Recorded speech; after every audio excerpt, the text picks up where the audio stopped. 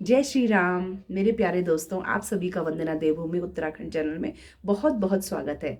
मैं आज आपको षटतिला एकादशी की कहानी सुनाने जा रही हूँ, तो आओ सुनते हैं। एक बार क्या होता है कि नारद जी वैकुंठ धाम पे जाते हैं और नारायण नारायण करके नारायण से बोलते हैं कि प्रभु, माघ के महीने में जो षटतिला एकादशी आती है, आप मुझे उसकी कथा सुनाएं। तो नारद जी कहते हैं कि एक बार मृत्यु लोक पर, मृत्यु लोक कौन सा, जहाँ आप और हम लोग हैं, जिसे हम पृथ्वी लोक कहते हैं, और इस पृथ्वी लोक पे एक बार एक स्त्री थी, ब्राह्मणी थी वो।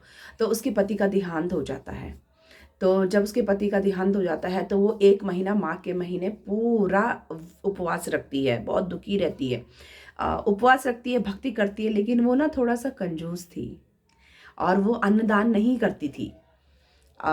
तो जब एक पूरा महीना बीत गया उसको भगवान नारायण की भक्ति करते करते, तो एक महीने पूरे होने के पश्चात नारायण जो है वैकुंठ धाम से उसके सम्मुख प्रकट होते हैं।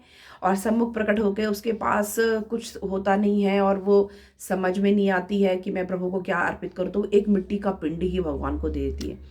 तो आप, हम भगवान को हम जैसा देते हैं, बदले में वैसा हमको वापस मिलता है।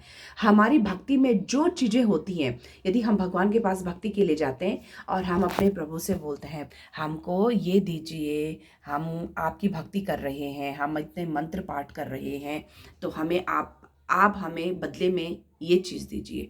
क्योंकि सभी चाहते हैं, अपने अपने इष्ट से सभी बोलते हैं, और बोलना भी क्यों नहीं चाहिए, क्योंकि माँ है हमारी और पिता भी यही है हमारे, त्वमेव माता च पिता त्वमेव। भगवान से मांगने में कोई मतलब संकोच नहीं करना चाहिए। तो वो जब भगवान को मिट्टी का पिंड देती है तो उसके कुछ समय के पश्चात जो है उसका शरीर भी शांत हो जाता है, यानी वो भी स्वर्ग को सिधार जाती है। तो भगवान उसकी व्यवस्था करते हैं, उसके लिए एक सुंदर सी कुटिया बनाते हैं, एक काम का वृक्ष बोलते हैं। कहते हैं कि अभी तुम्हें थोड़ा सा और राम राम करना है। तो वो जो बुढ़िया होती है वो कहती है ठीक है। तो लेकिन जब वो उस कुटिया के अंदर जाती है तो कुटिया जो है पूरी मिट्टी से लिपी हुई होती है। और जब वो मिट्टी से लेकिन उसके अंदर एक अन्न का दाना नहीं था।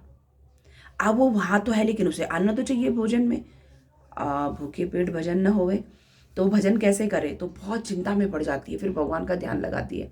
तो भगवान कहते हैं, देखो तुमने पृथ्वी लोक पर, जिसे मृत्यु लोक कहते हैं, वहां पर तुमने खूब भजन तो किया, लेकिन तुमने अन्नदान नहीं किया, इसी का फल है। लेकिन मैं तुम्हें एक उपाय बताता हूँ, तुम द्वार बंद करके रखना, और जैसे देव कन्याएं तुम्हारे दर्शन के लिए आएंगे, क्योंकि देव कन्याएं अब तुम्हारा दर्शन करने के लिए आने वाली है, क्योंकि तुम मृत्यु लोक के प्राणी हो और तुम यहाँ ऊपर स्वर्ग लोक में आ चुकी हो।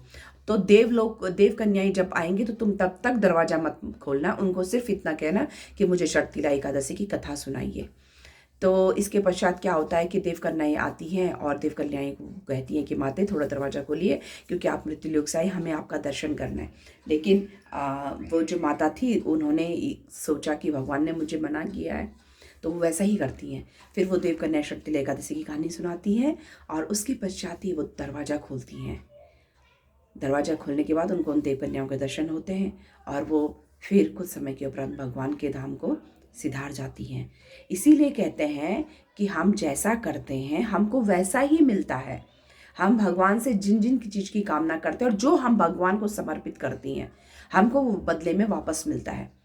क्योंकि भगवान तो सिर्फ भाव के भूखे होते हैं, भगवान के पास तो अन्न धन की किसी चीज़ की कोई कमी है नहीं। तो उसने भगवान को मिट्टी का इतना बड़ा पिंड दिया, तो भगवान ने उसकी कुटिया की लिपाई करके उसको वैसे दिया, लेकिन अन्न नहीं दिया। इसलिए आज तिल का और अन्न का बहुत बहुत महत्व है। इन चीज़ों के दान करने से व्यक्ति को भी आगे भी वही चीज़ें वापस मिलती हैं। तो आज हम भी खूब नारायण नारायण कर रहे हैं। आप चाहे तो किसी भी जो पुस्तक और मंत्र आपको प्रिय है, ये महिमनम स्तोत्र है, ये नारायण का है, ये विष्णु सहस्त्र नाम है, ये राम रक्षा स्तोत्र है, और ये राम राम करने की माला है। जिसको जिसमें आनंद आता है, चाहे कोई हनुमान चालीसा का पाठ करे, चाहे कोई कुछ भी करे, लेकिन करे थोड़ा सा कुछ ना कुछ। और इस षटतिला एकादशी का सभी लाभ उठावें और आनंद की प्राप्ति सभी को हो। तो आप सभी को बहुत बहुत सारी शुभकामनाएं।